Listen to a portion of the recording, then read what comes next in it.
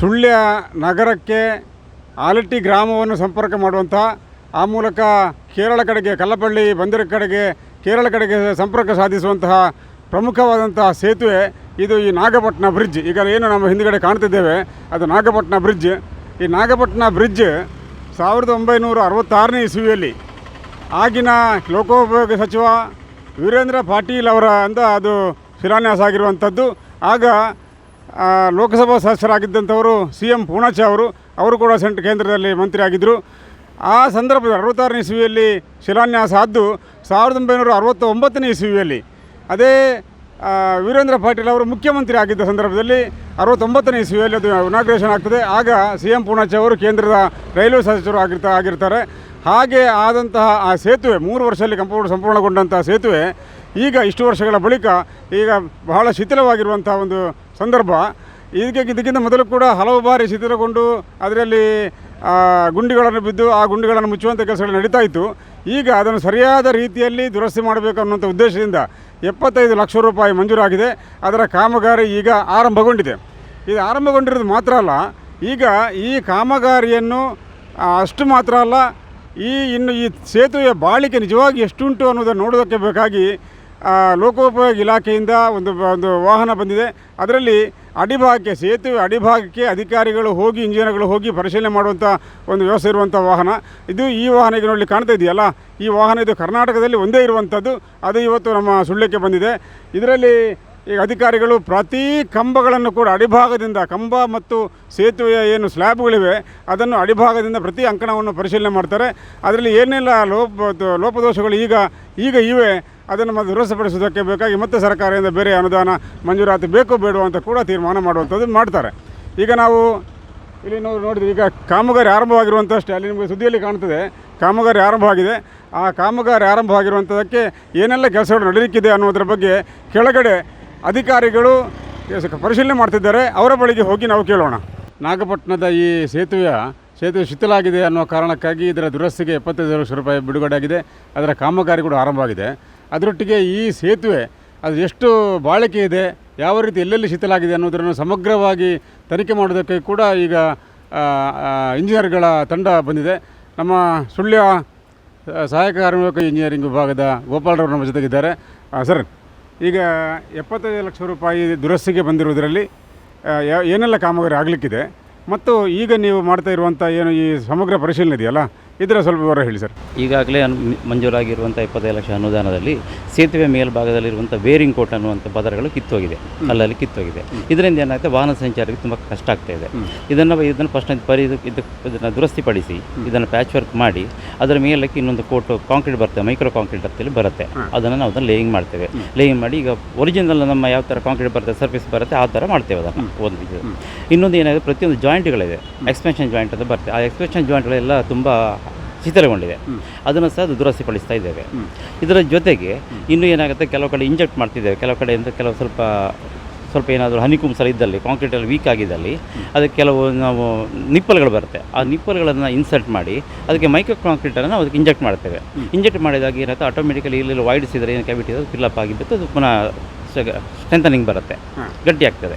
ಇದು ಒಂದು ಇದರಲ್ಲಿ ವಿಚಾರ. ಇದು 75 ಲಕ್ಷದ ಕಾಮಗಾರಿಯಲ್ಲಿ ಬರುತ್ತೆ, ಅದು ಬರುತ್ತೆ. ಮತ್ತು ಅದರಲ್ಲಿ ವೆಂಟ್ ಕ್ಲೀನ್ ಮಾಡುವಂಥದ್ದು, ಬಲೆಗಳ ಕ್ಲೀನ್ ಮಾಡುವಂಥದ್ದು, ಇದೆಲ್ಲ ಸಿಲ್ಟ್ ತುಂಬಿದೆ ತುಂಬ ಕಡೆಯಲ್ಲಿ. ಆ ಸಿಲ್ಟನ್ನೆಲ್ಲ ರಿಮೂವ್ ಮಾಡುವಂಥ ಒಂದು ಕಾರ್ಯದಲ್ಲಿ ಯೋಜನೆ ಹಾಕ್ಕೊಂಡಿದ್ದೇವೆ. ಅದು ಎಷ್ಟು ದಿವಸಗಳಲ್ಲಿ ಮಾಡುವಂಥದ್ದು? ನಾವು ಇದನ್ನು ಈ ಮೇ ಅಂತ್ಯದೊಳಗೆ ಮುಗಿಸಬೇಕಂತ ಪ್ಲ್ಯಾನ್ ಮಾಡಿಕೊಂಡಿದ್ದೇವೆ. ಅದನ್ನು ಮುಗಿಸಲಿಕ್ಕೆ ಸ್ವಲ್ಪ ಮಳೆ ಬರುತ್ತಿರೋದನ್ನು ಸ್ವಲ್ಪ ಮಟ್ಟಿಗೆ ಸ್ವಲ್ಪ ವಿಳಂಬ ಆಗ್ಬೋದು. ಆದರೂ ಸಹ ಮಳೆಗಾಲ ಮೊದಲನ್ನು ಪೂರ್ಣಗೊಳಿಸ್ತೇವೆ ನಾವು ಇಲಾಖೆ. ಈಗ ಏನು ಮಾಡ್ತಿದ್ದೇವೆ ಅಂತ ಇದು ನಮ್ಮ ಇಲಾಖೆ ಒಂದು ವಿಂಗ್, ಪ್ರಾಮ್ಸಿ ಅಂತ ಹೇಳಿದರೆ planning and road assets management centre ಅಂತೇಳಿ, ಇದು ಲೋಕೋಪಯೋಗಿ ಇಲಾಖೆ ಒಂದು ಅಂಗ. ಇದರ ವತಿಯಿಂದ ಏನು ಮಾಡ್ತೀವಿ, ಪ್ರತಿಯೊಂದು ಸೇತುವೆಗಳನ್ನು ಅಂದರೆ ಏನು ನಮಗೆ ಅವಶ್ಯಕತೆ ಇದೆ ಆ ಸೇತುವೆಗಳನ್ನು ಪರಿವೀಕ್ಷಣೆ ಮಾಡ್ತೇವೆ.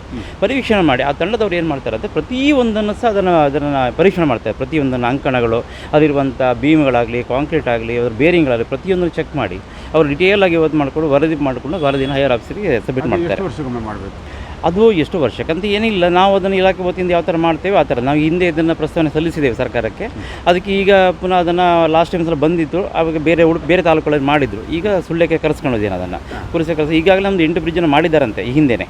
2020-21ರಲ್ಲಿ ಒಂದು 5-6 ಸೇತುವೆಗಳು ಮಾಡಿದ್ದಾರೆ. ಈ ಹಿಂದೆ ಅದಕ್ಕೋಸ್ಕರ ಇದನ್ನು ಸಹ ಮಾಡಿ ಅಂತ ಬಿಟ್ಟು ನಾನು ಅದನ್ನು ಕರ್ಕೊಂಡ್ಬಂದಿದ್ದೇನೆ. ಇವತ್ತು ಇದನ್ನು ಪೂರ್ಣಗೊಳಿಸ್ತಾರೆ. ಇದರಲ್ಲಿ ಪರಿಶೀಲನೆ ಯಾವ ರೀತಿ ಮಾಡ್ತಾರೆ? ಪರಿಶೀಲನೆ ಅಂತ ಹೇಳಿದರೆ ಎಲ್ಲ ಅಂಕಣಗಳನ್ನು ಸಹ ಪ್ರತಿಯೊಬ್ಬರಿಗೆ ಕೂಲಂಕುಷವಾಗಿ ಪರಿಶೀಲನೆ ಮಾಡ್ತಾರೆ. ಇದರಲ್ಲಿ ಮಾಡುವಾಗ ಎಲ್ಲೆಲ್ಲಿ ಕಾಂಕ್ರೀಟ್ಗಳು ಎಲ್ಲಿ ಕಿತ್ತೋಗಿದೆ, ಎಲ್ಲಿ ರಾಡ್ಗಳು ಎಕ್ಸ್ಪೋಸ್ ಆಗಿದೆ, ಅಥವಾ ಯಾವುದು ಬೇರಿಂಗ್ಗಳು ಬರುತ್ತೆ. ಪ್ರತಿಯೊಂದು ಇದರಲ್ಲಿ ಬೀಮ್ಗಳಲ್ಲೂ ಸಹ ಬೇರಿಂಗ್ಗಳಿದೆ. ಆ ಬೇರಿಂಗ್ಗಳು ಯಾಕೆ ಪ್ರೊವೈಡ್ ಮಾಡ್ತಾರೆ ಅಂತ ಹೇಳಿದರೆ ಸ್ಮೂತ್ ಅದನ್ನು ಆ್ಯಕ್ಷನ್ ಆಗಲಿಕ್ಕೋಸ್ಕರ, ವೆಹಿಕಲ್ ಲೋಡ್ ಆಗುವಾಗ ಆ್ಯಕ್ಷನ್ ಆಗ್ತದೆ. ಅದಕ್ಕೋಸ್ಕರ ಅದನ್ನು ಕಂಪ್ಲೀಟಾಗಿ ಅದನ್ನು ಚೆಕ್ ಮಾಡ್ತಾರೆ. ಚೆಕ್ ಮಾಡಿಬಿಟ್ಟು ಅದರ ಬಾಳಿಕೆಯನ್ನು ಟೆಸ್ಟ್ ಮಾಡ್ತಾರೆ. ಆ ಬೇರಿಂಗ್ಗಳಿಗೆ ಪ್ರತಿಯೊಂದು ಬೇರಿಂಗ್ಗಳಿಗೆ ಎಷ್ಟೊಂದು ಲೈಫ್ ಅಂತ ಇರ್ತದೆ, ಅದ್ರ ಬಗ್ಗೆ ಅವ್ರು ಪರಿಶೀಲನೆ ಮಾಡ್ತಾರೆ. ಪರಿಶೀಲನೆ ಮಾಡಿ ಮತ್ತೆ ಬೆಂಗಳೂರಿನಿಂದ ನಮಗೆ ವರದಿ ಸಲ್ಲಿಸ್ತಾರೆ.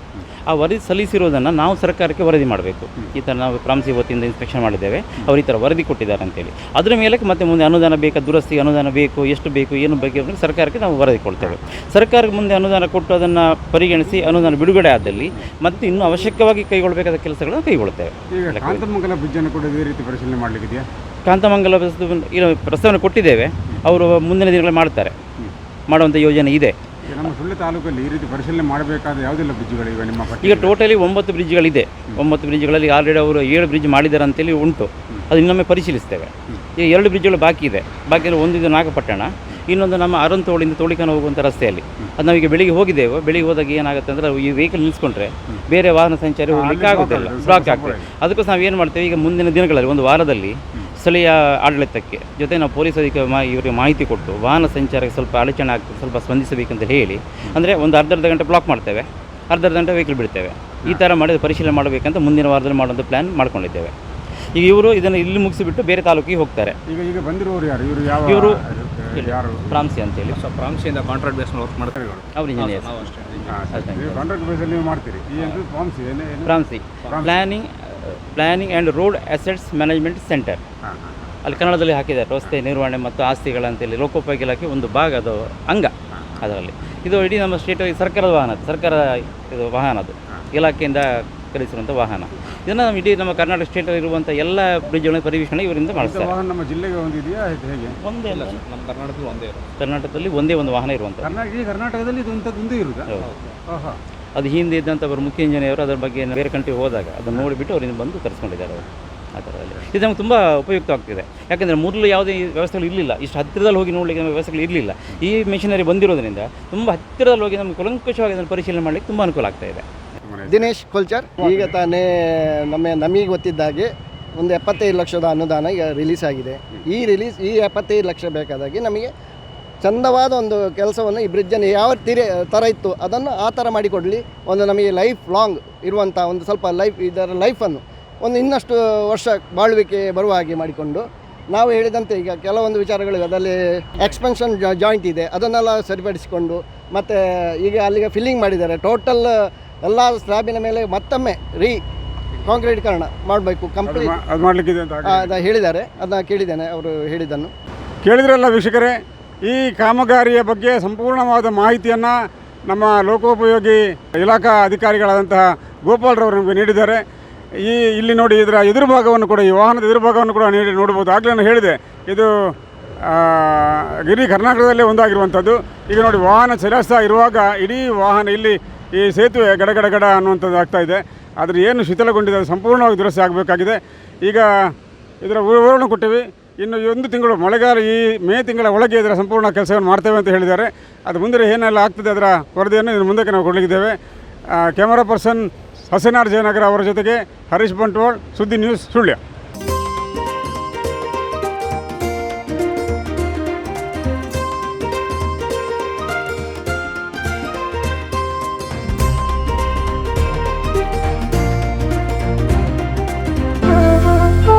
ಅತ್ತೆ, ಇದು ನನ್ನ ಬರ್ಡೇ ಗಿಫ್ಟ್. ಇದೆಲ್ಲ ಜೀವನದಲ್ಲಿ ನನಗೋಸ್ಕರ ತಗೊಂಡ್ಬಂದಿದ್ದಾರೆ. ನಿನ್ ಮೇಲೆ ತುಂಬಾ ಚೆನ್ನಾಗಿ ಕಾಣುತ್ತೆ. ಇದು ತುಂಬಾ ಚೆನ್ನಾಗಿದೆ ಅಲ್ವಾ? ತುಂಬಾ ಚೆನ್ನಾಗಿದೆ.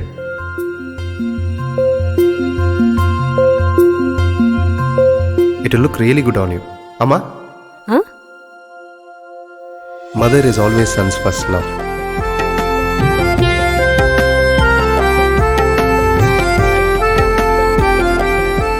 ಪ್ರತಿ ಪೀಳಿಗೆಯ ಪ್ರೀತಿಯ ಮಳಿಗೆ, GL ಆಚಾರ್ಯ ಜುವೆಲ್ಲರ್ಸ್.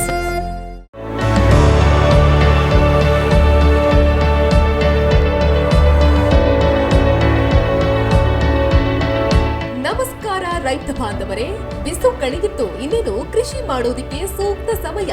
ಹಾಗಾಗಿ ಉತ್ತಮ ಗುಣಮಟ್ಟದ ಗಿಡಗಳಿರುವ ನರ್ಸರಿಯನ್ನ ಹುಡುಕ್ತಾ ಇದ್ದೀರಾ? ಹಾಗಾದ್ರೆ ನಮ್ಮ ಸುಳ್ಯದ ಮೊಗರ್ಪಡೆ ಮಸೀದಿ ಮುಂಭಾಗವಿರುವ ಕರ್ನಾಟಕ ಅಗ್ರಿ ಗಾರ್ಡನ್ ನರ್ಸರಿಗೆ ಭೇಟಿ ಕೊಡಿ. ಇಲ್ಲಿ 3 ಎಕರೆ ಜಮೀನಿನಲ್ಲಿ ತಯಾರಾಗ್ತಾ ಇದೆ ಉತ್ತಮ ತಳಿಯ ಹೈಬ್ರಿಡ್ ತೆಂಗಿನ ಗಿಡಗಳು, ಕೋಕೋ ಗಿಡಗಳು, ಅಡಿಕೆ ಗಿಡಗಳಾದ ಇಂಟರ್ಮಂಗಲ, ಮೋಹಿತ್ ನಗರ, ಸೈಗಾನ್, ರತ್ನಗಿರಿ, ಸುಮಂಗಲ, ಸ್ವರ್ಣ ಮಂಗಳ, ಊರಿನ ಮಂಗಳ ಮತ್ತು ಜಾಯಿಕಾಯಿ ಗಿಡ, ವಿವಿಧ ರೀತಿಯ ಹಣ್ಣಿನ ಗಿಡಗಳು, ಕರಿಮೆಣಸಿನ ಕಸಿ ಗಿಡ, ಪಣಿಯೂರು 7 ಲಭ್ಯ ಹಾಗೂ ಶತಮಂಗಲ ಅಡಿಕೆ ಗಿಡಗಳು ಲಭ್ಯ. Karnataka agri garden nursery, Mogarpade, Halegate, Sullia. Booking ಆಗಿ ಇಂದೇ ಸಂಪರ್ಕಿಸಿ 9048865019 99461 23801.